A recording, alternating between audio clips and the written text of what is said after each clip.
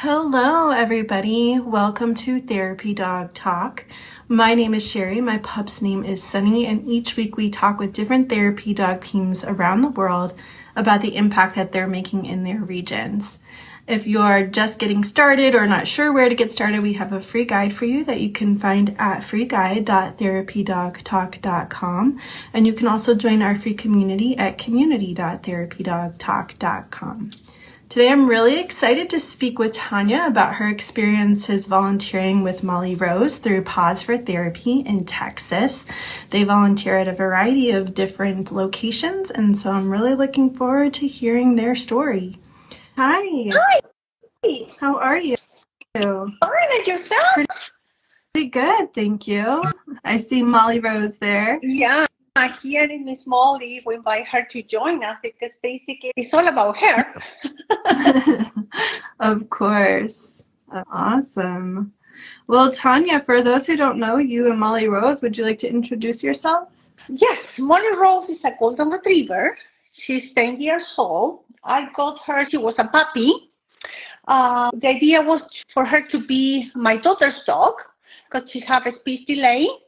And I read an article that said having a pet can increase the speech. Didn't work. They become sisters, so she became a little pet. I'm Tania. I'm originally from Chile. Okay. And we've been sitting here in the States for 13 years now. Very cool. And how old is Molly Rose now? She's going to be 10 in April. So you guys have been partnering for quite some time. Yes. We got her when she was 3 months old. Okay. Yeah. Very cool. How did you find out about therapy dogs? It was by accident, actually. Since Molly was my first dog, we decided to look for resources, and then I found classes. So we started to do some obedience. We did a puppy school. We almost failed, but she was wild until probably she was 3 years old. And then during the obedience training, the trainer told me, the word she used is Molly was a natural. So she said, are you interested in looking to therapy work with her? And I said, I have no idea, but yeah, why not? So she guided me on everything I have to do. So we carry on with obedience, and then we do the CGC, and then we went for the advances. So Molly did the community CGC and the advanced CGC. So from there, she guided me to another trainer. She trained therapy dogs. Okay. So Molly was trained in an environment where she pretended to be like a hospital bed, and then around people in wheelchairs. We have kids running around in different settings. So after that, we start to work right away. Yeah, that's great. So how old was she when you became a therapy dog team then? That was 4 years ago. Okay. 4 years ago. So I think it was the right time because as a golden retriever, she was very playful. And since I didn't know exactly what was the therapy work, I'm glad we did all the training. It made my life much easier now. When she put the vest on, she knows she's going to work. So she changed. She's a more settled dog.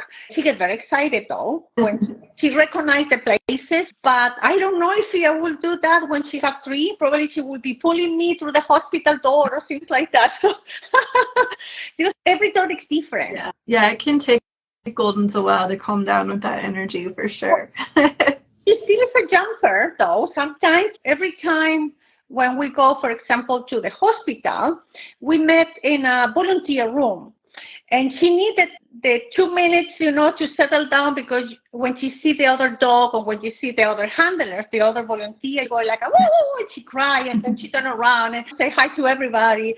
And so she needs a minute. So I can never be late because she needs that 2 minutes, to come down and say everybody, hi, and then all hyper, and then she's ready to work. So it seems like you know pretty well that she definitely enjoys being a therapy dog. I have to be honest, she's the one who does the work. I'm going along because she enjoys that and she's really good at it. So my son asked me the other day, since Molly's getting older, I will consider to try to start training another dog. Honestly, I don't know if I'm going to carry on doing this without her.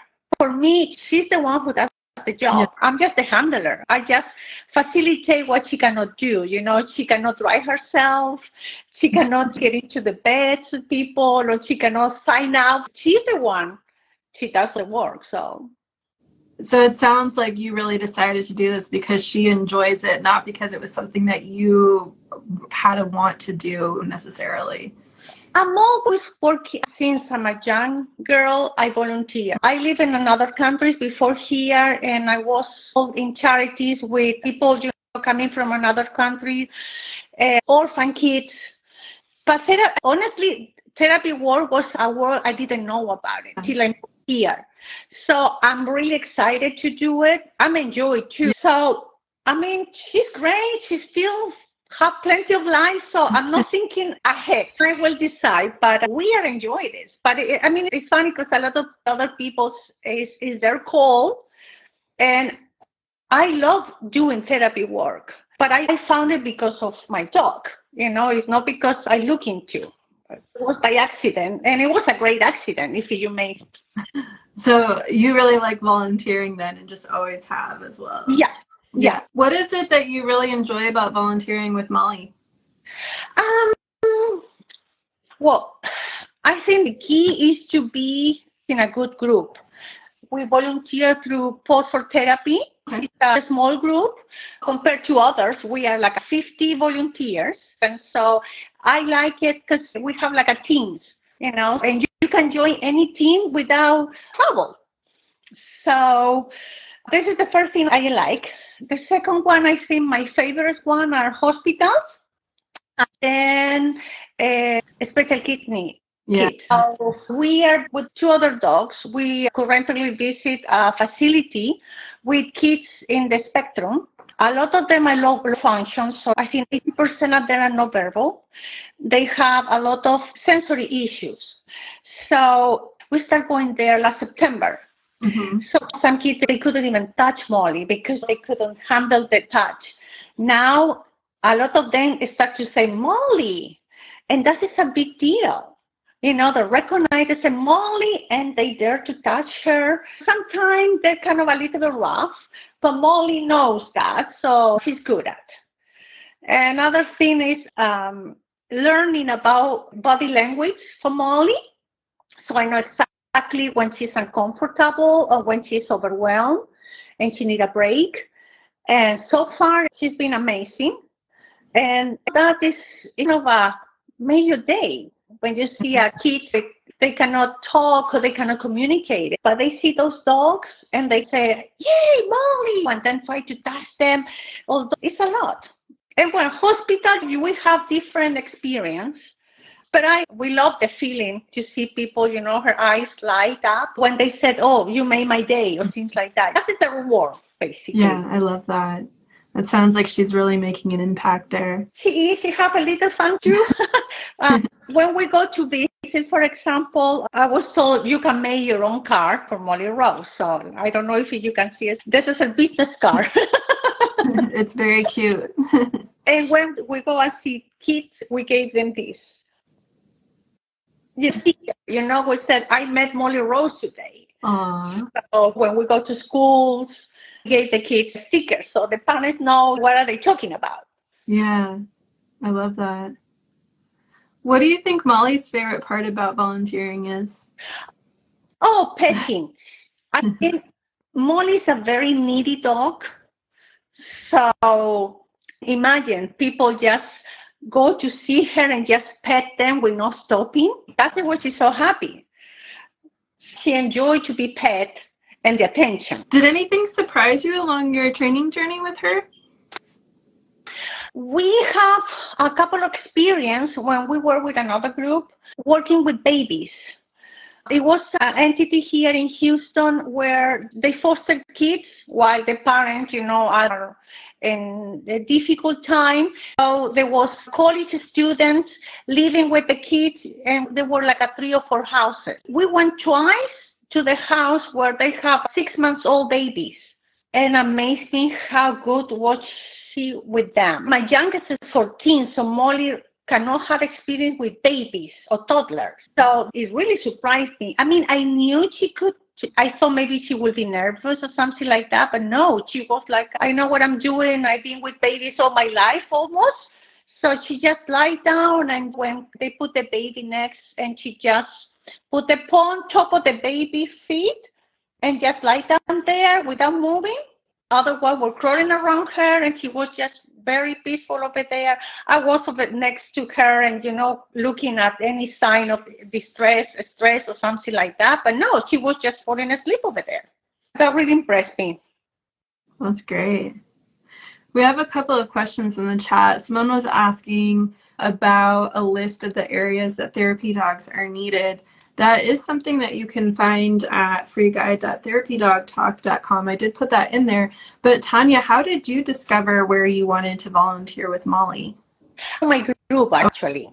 Okay, so the group just provided you with opportunities and you followed through with the ones that were of interest to you? Yeah, because this is the way it works. Basically, everybody does it differently, but most of the group, the list they ask is for the CGC, the Canine Good Citizen. Sure. That is the key, to a good dog. And then you need to join a group, and this is the way it works. So my group, for example, goes to hospitals, assisted living facilities, schools, memory care, and we have a special visit sometimes. We visit universities, finals, high school finals, all that kind of, with a lot of stress. Those are they call the special visit, because we don't go on a regular basis. We go sometime. And then per a regular basis depends. We live in Katy, which is a Houston area. They provide different places, and you decide if you want to join that team. Every place have a lead who is responsible for the communication and to go with you. Very cool. Yeah, I know you can go about it either way. If you want to look for an organization, then a lot of times they provide different places that you can go through. But also, if there's a place that stands out to you that you really want to volunteer, you can ask them if they work with a specific group so that you know which group to go through. And they were clarifying that like each city or county has specific groups. Yes and no. There are local groups like the one that Tania and Molly volunteer through, but there are also national groups as well. Those are national groups have, teams in different cities. Yep. And sometimes different countries. Some of them are international. Yes, that's true. Yeah. They were also asking where you had Molly's items made to give away, her cards and her stickers. When you go online, there's a company who made your cards. We have the picture when Molly turns 9 years old. I decided to do a professional photo shoot with her. So I used that picture. But you can go online on those places and they give you all the tools. So basically you design your own card. Yeah. I know Sticker Mule does really good for stickers. I'm not sure if they do the cards. And I know some of the therapy dog organizations have vendors they work with for the cards. It looks like Bree is recommending Vistaprint, and they go through Alliance, and Paws for Therapy is also recommending Vistaprint. That is the company. Thank you, ladies. Okay, great. Yeah, and I imagine you could just search like therapy dog trading cards and see what comes up too. Yeah. How did you end up deciding to go through Paws for Therapy? A friend of mine, we were together in a group, but then COVID hit and we didn't have enough volunteers to go through the insurance. I knew I couldn't go by myself because I need to be certified by the group and for insurance purpose too. So I couldn't fly solo with Molly. And a good friend of mine told me, you know what, you should meet this lady. We went together once in a visit, and they have a group called Paws for Therapy. So I wrote them down, and then I got all the process, and they accepted me with open arms. But both of us, it was very easy. Tania, do you have any advice for someone who's interested in becoming a therapy dog team? I think it's volunteer work. So basically, when you volunteer, you have to enjoy it. That is the first thing, So second one is if you have the time and you have that part of you when you want to give your time for others, I think therapy works wonderful. And it's very rewarding to help people just bring in your dog. And then sometimes, for example, memory cares. When they engage people with Alzheimer's, sometimes they are off, but sometimes they really connect to you. And it's so grateful, it's so nice to hear them talk about the kids. They have dogs, they can name the dog. That is amazing. Not every dog can be a therapy dog, and this is okay.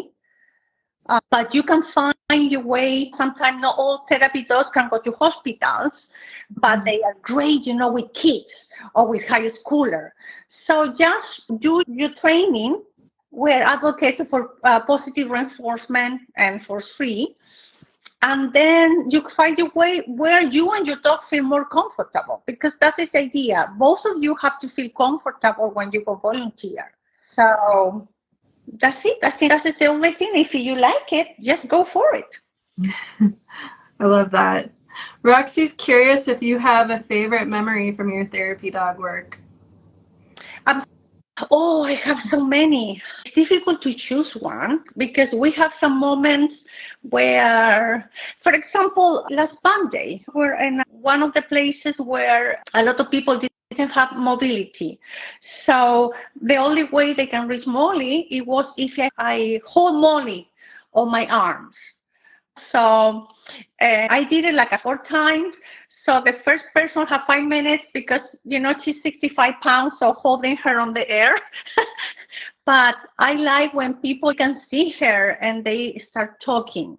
My other one is when a nonverbal kid with autism called Molly. She said, Molly's my dog.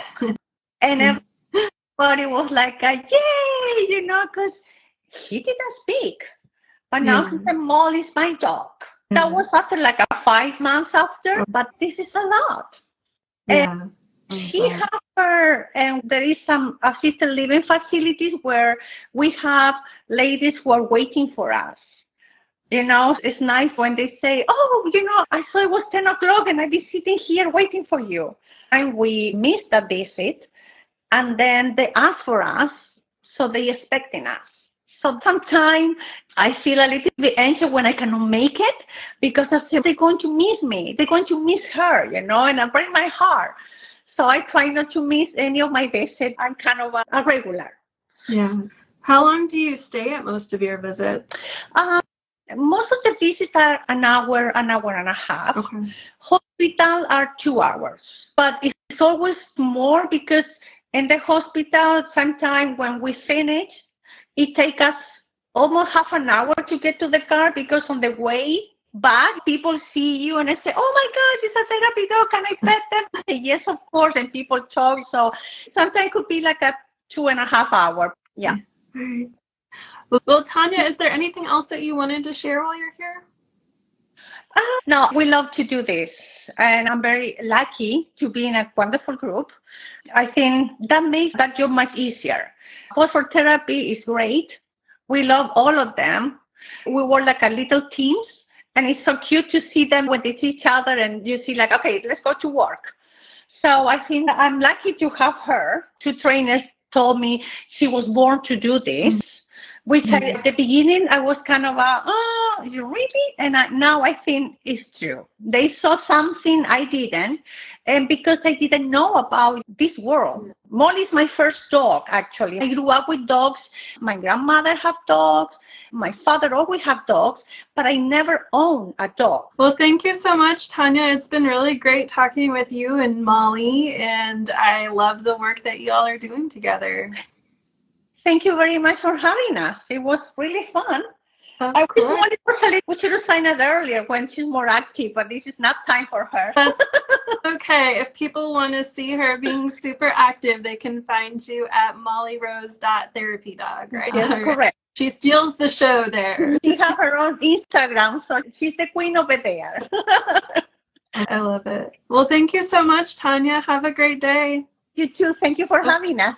Of course.